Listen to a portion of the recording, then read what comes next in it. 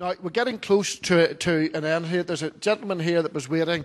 And Charles, then, if you would be so kind as to say a few words in a bit, and we'll do a wrap after we've spoken. I'll take a few more if I can. Hello, my name is Dr Charles Wessner. I'm a GP who lives right in the middle of all this in County Fermanagh.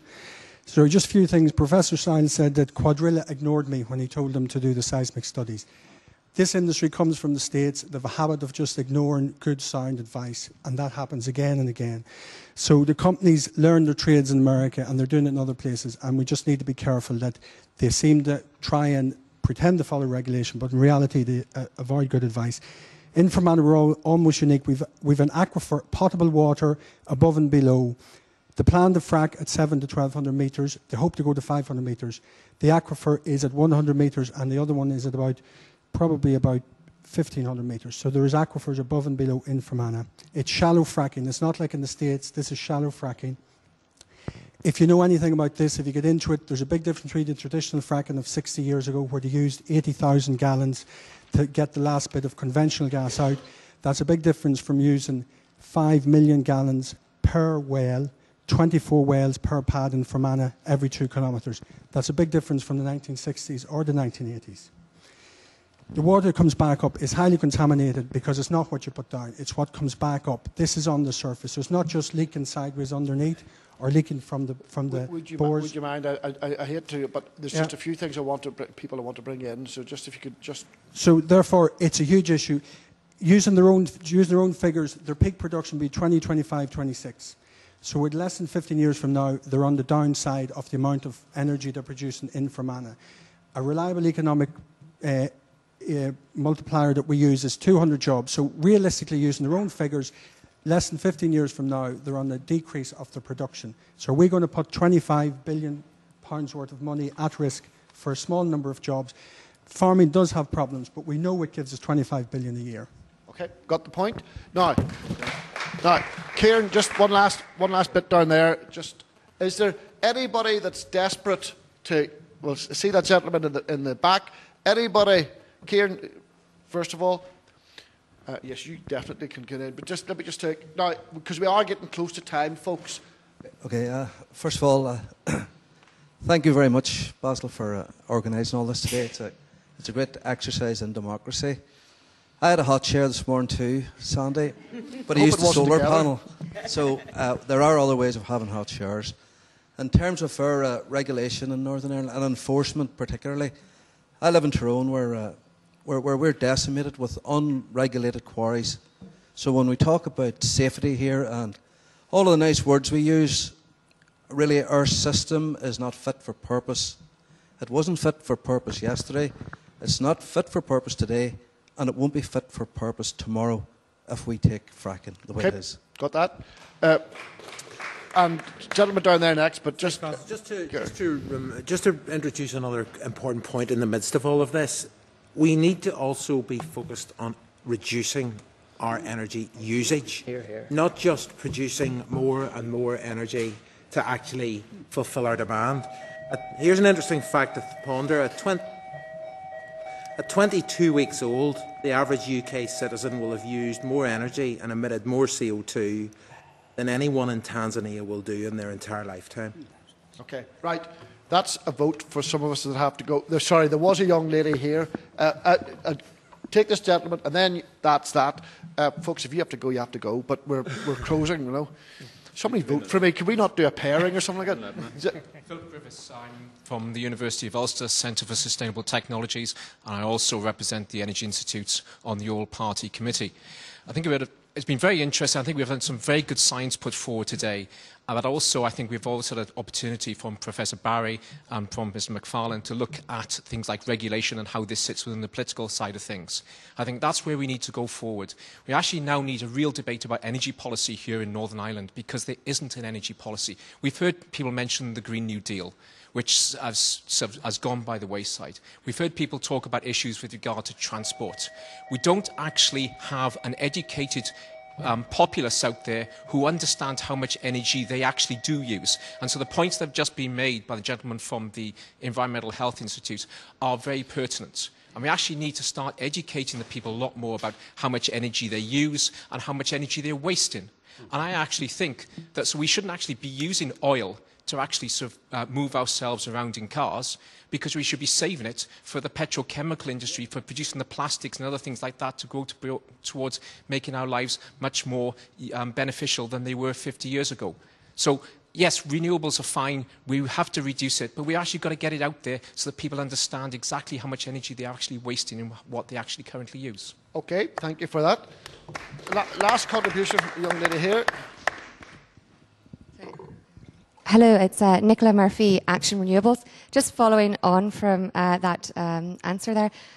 Northern Ireland, going back to John's question, that ultimately it is a political decision. There is an energy bill consultation out at the moment, which is to promote renewable energy and sustainability within Northern Ireland. The government within Northern Ireland have incentives in place to generate electricity from renewable sources, and soon will have incentives in place to generate heat from renewable sources. I would say to look to renewables first before going to fracking, and in my opinion and in my reading, there's no such thing as safe fracking. Okay, so we're going to take it that now.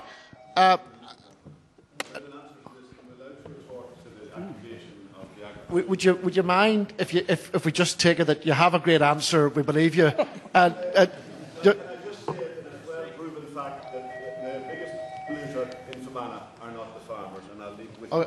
And I'm happy to take that on the record. No, I can't take any more questions here now. No, you can't, Terry. Hold on a tick. Hold on a wee tick. I'm just going to try and bring it to the end. I'll decide just what we can do on the thing, because you've had a couple of goes. I'd like you to listen to Charles Wessner. Now, some of you have said things about the United States, and when you find out what Charles does, I hope you're going to go and buy him a cup of tea. All right, because he is a very eminent. Well, you just wait till you find a very eminent scientist. And Charles, perhaps if you would just introduce yourself about what you do, whatever, and Susie, I might just give you a word afterwards as well. And I would be pleased just to hear, but you should inform people, Charles, if you don't mind, what it is that you do. I work for the National Academy of Sciences in Washington. I'm not an eminent scientist. I'm a policy advisor. We deal in practical realities, and I would urge that some of you need to reflect on that necessity. I think that Basil deserves a lot of credit for bringing together the quality of views that you've had here, and I certainly can appreciate your concerns. But you know, the American economy, my friend, has not collapsed.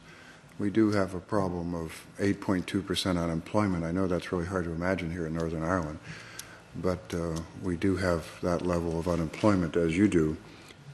We invented the EPA before you guys even thought about it, and much of what is modeled on that. If I had told you 5 years ago we were going to meet the Kyoto Accords... Charles, I'm not sure if the mic is working. If I told you guys we were going to meet the Kyoto Accords 5 years ago, presumably you would have applauded. But now that we've met them, we're really guilty of the Wild West. And I have been convinced of one thing today, given the pollution, the tremors, the chemicals, the global warming that is being caused by your coal industry, you should shut that down right away. Coal has got to stop.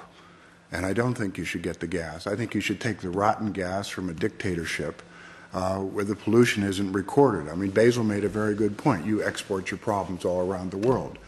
You know, you leave the crap elsewhere and you want it. And we're going, by the way, we will export shale gas to you, so you'll be safe for environmental reasons. We'll be exporting. The rotten dictatorship, I think you know where that is. So the question that I'm just surprised that despite the efforts of Sandy Stacey and Peter Stiles, the question is compared to what? You know, what are your active alternatives? I very much appreciate the last comment about conservation. It seems people would rather fight than get to the easy conservation stuff. You know, you can really cut what we do with tax incentives. But that would be simple, so we don't go there. We stay up in stylized fighting that makes everybody happy because they can denounce the other side. We live in a world of tough choices, and I'm a big advocate of wind and sun. And I think Sandy, you can clearly get by some of these problems. You know, there is no thing that is perfect, that makes no noise, that takes no carbon, that kills no birds, that never bothers anybody. You know, why don't you have electric vehicles out here? You're an island. You know, the range is not a real big issue here. As I understand, you can drive around and you never use up a battery. So it's, you know, and you could be a model of a, you know, the green Ireland, not just for the color of the place, but the way you've taken care of your future. So there's a huge opportunity here if you can cooperate together and get on with this. I don't think the case with shale gas is made in the negative, but I think you have to think hard about Peter Stiles' point. Where does the gas that you're going to turn on come from? And how clean is that gas? What's the human cost associated with that gas? The point is, in relative terms, I think, if you wish, we don't care, we're happy to sell it to you, but you could do it better, be a model here. And if you use the science, and if you use a tight regulation, you should be able to do that safely. And if you don't want to do that, fine. But you get this prudential principle where actually you're still with the dictatorships, you're still with the coal industry, because everything else is too dangerous. You wouldn't have had an industrial revolution with the prudential principle. It was messy, and it was dirty, and the coal still is. So I just think you need to look at some of the hard choices and cooperate on innovating your way forward to a green Ireland that you can do. And you can do it in a positive sum, cooperative fashion that generates jobs and employment. It's not a zero sum. President Clinton once remarked, I take it President Bush is not so popular here, I can't imagine why, but that if we didn't have this challenge already of global warming, greening the economy would be a great thing to do anyhow.